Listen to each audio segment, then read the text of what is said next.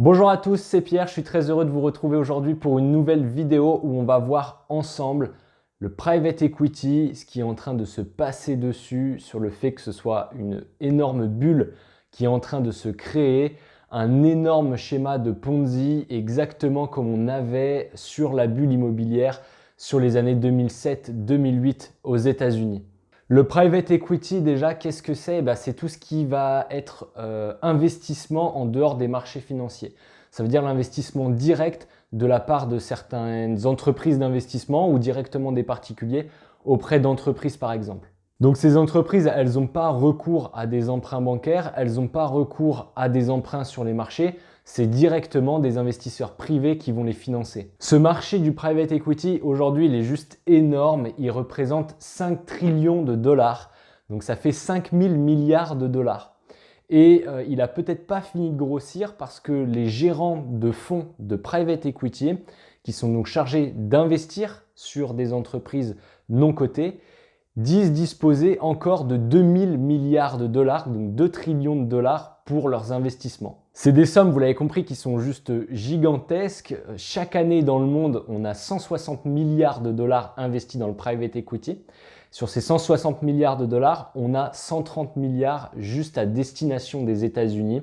Et sur ces 130 milliards, il y en a 100 milliards qui sont pour les nouvelles technologies. Le problème majeur avec le private equity, qui est une étape essentielle aujourd'hui dans le financement des entreprises, qui est utile, c'est qu'il y en a trop. Il y en a juste trop. Il y a beaucoup d'entreprises, beaucoup de gens qui ont des idées et qui n'ont aucun mal à se faire financer sur des montants stratosphériques. Ça s'explique par le fait notamment qu'on a des taux très bas aujourd'hui, qu'on a du mal à trouver de la rentabilité en tant qu'investisseur. Et donc, on est prêt à prendre plus de risques pour aller chercher cette rentabilité. Ça passe par le private equity. On a effectivement, jusqu'à présent, une rentabilité qui est plutôt séduisante sur le private equity, mais on a tendance à oublier certaines choses. Déjà que le private equity est très peu liquide. Donc, si on a un souci à un moment de liquidité, ça peut faire très mal et très vite.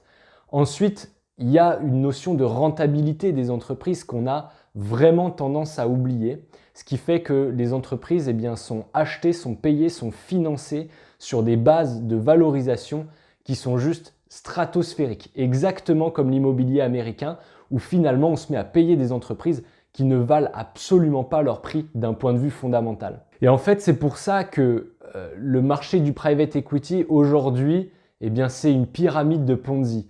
Pourquoi? Parce que vous avez quelqu'un qui va avoir une idée d'entreprise et qui va se faire financer par les fonds de capital risque. Donc ça, c'est les premières étapes. Il va se faire financer et grâce à ce financement, il va grossir. Et il va grossir vite, il va y avoir de la croissance. Et grâce à cette croissance, qu'est-ce que va faire le capital risque? Il va aller voir d'autres investisseurs et puis il va leur demander aussi si eux ne veulent pas investir dans cette superbe entreprise qui a une croissance vraiment stratosphérique.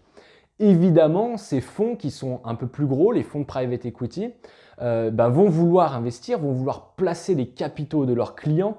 Ils ont aussi une logique là de rentabilité et donc ils vont se mettre à investir dans cette société qui a une super croissance.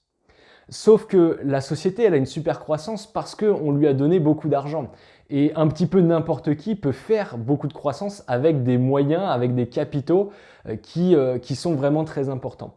Et là, on met totalement de côté la notion de rentabilité, la notion de rendement, la notion de ce qui est dégagé en net à la fin du mois, et on se concentre uniquement sur la croissance. Et ainsi de suite, vous avez des investisseurs qui vont s'adresser à d'autres investisseurs et qui vont leur présenter en fait les résultats que eux-mêmes ont fait dans leur investissement grâce à cette société qui grandit si vite.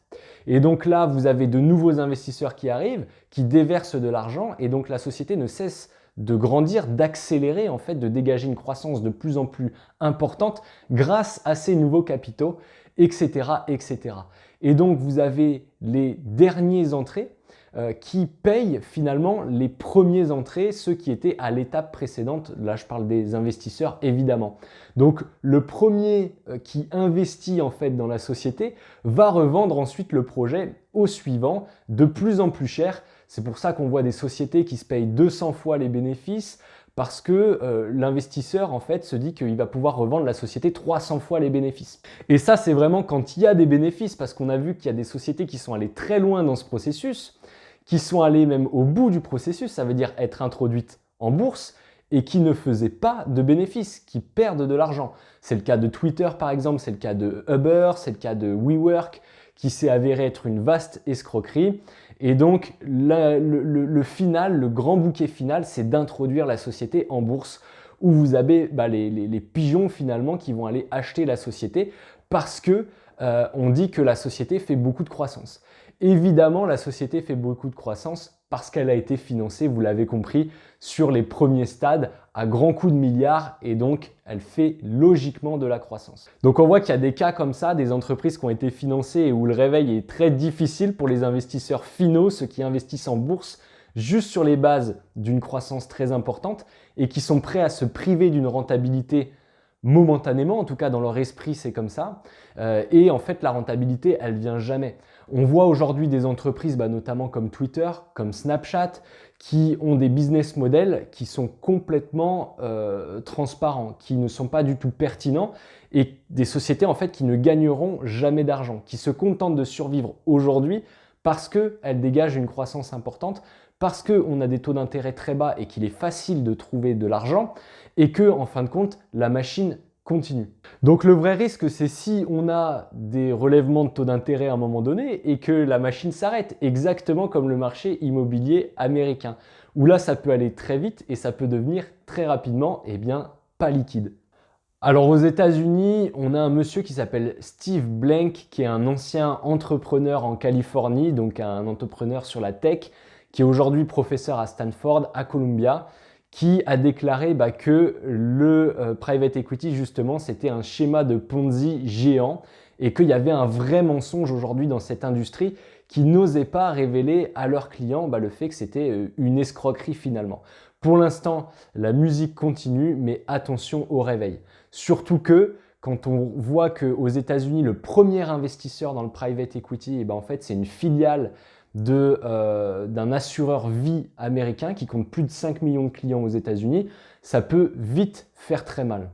Voilà, donc pour info, pour ceux qui pourraient me demander le nom de cette société américaine, enfin de la filiale, elle s'appelle Barings.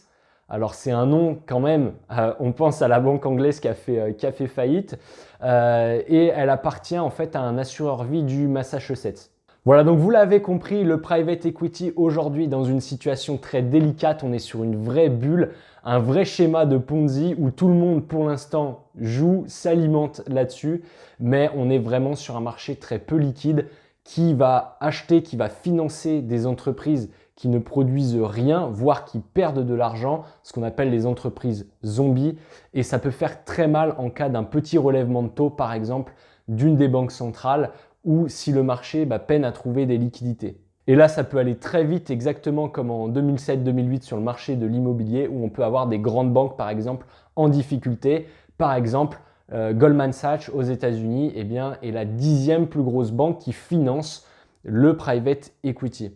J'espère que cette vidéo vous a plu, que c'était assez clair. Si c'est le cas, n'hésitez pas à aimer cette vidéo et puis à vous abonner également. Je vous dis à très bientôt pour une prochaine vidéo. Ciao!